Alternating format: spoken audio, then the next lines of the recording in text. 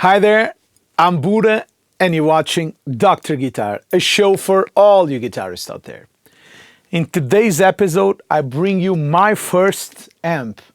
The song you just heard in the intro was all recorded with this crappy, shitty little amp. But it is my first amp. Well, it isn't exactly my first amp because I sold my first amp and now I just recently bought one exactly the same. This was like, when I started playing it, it cost me 150 euros, this amp. Now I bought it for 15 euros.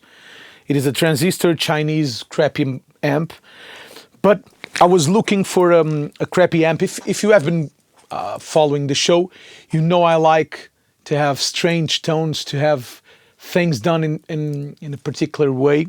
And I use a lot of the mini amps, the micro amps, the battery operated amps to record. I always use it in every record I record and I produce. I always use a crappy amp to make a lo-fi part or just to add something to a bass or a small tiny guitar. And this amp, although it's a crappy amp and although it's not a perfect great amp, I really like what this kind of amps, the amps that come with starter packs like the Squier ones or the Yamaha or the white brands that come with crappy kits. I love what they do to the sound. They have a special quality. They always remind me of Zeppelin's, of Jimmy Page tone like on Lemon Song or Black Dog. Those very thin, bright, barking tones. And I was looking for an amp and then I thought, instead of buying a Squier or any other amp, why shouldn't I buy one exactly the same as my first amp? And I looked for it for 2 years and found one because they are not very common, I think. It was a little crappy with the pots, but I sprayed it with contact spray and it is perfect now. It is very bright, very harsh, but I really like it. I will show you the tracks isolated so you can hear how it sounds outside of the context of a band. But this is not proper. This is not a review for you to buy this amp. This is almost a one-trick pony. It is a crappy clean tone amp. I like it when I distort the speaker inside. The speaker is very, very bad. But I like it because of that. And the whole goal of this episode is to show you that there are no bad gear. There are only proper gear. So sometimes you need a crappy amp to make that crappy tone. And here in the studio, as I record a lot, I like to have strange and odd tools for guitar players, for bass players, for singers, to use and to inspire musicians. That's to me, that's the main goal of gear. I always think about gear as an inspiration. So it makes you play a certain way. It takes something from you.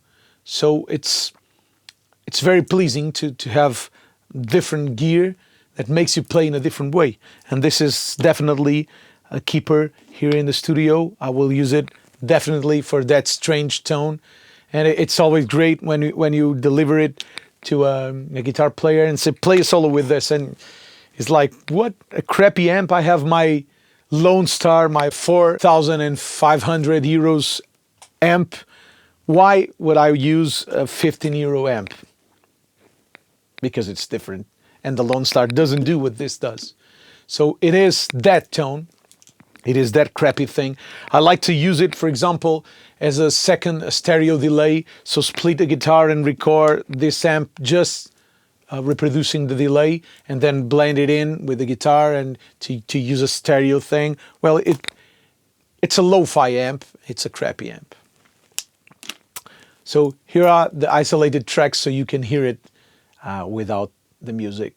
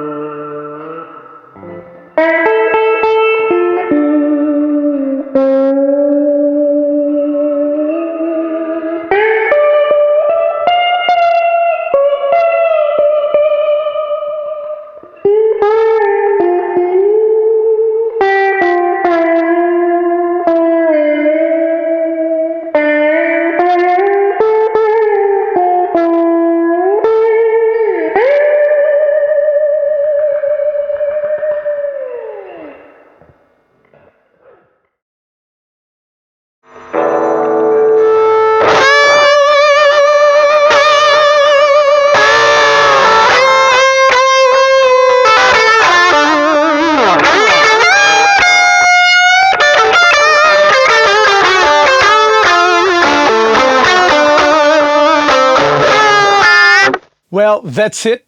I hope this has been helpful to you. I hope you liked the show. If you haven't done it yet, please subscribe to the YouTube channel and share it with the world. We'll see each other next week. Bye-bye.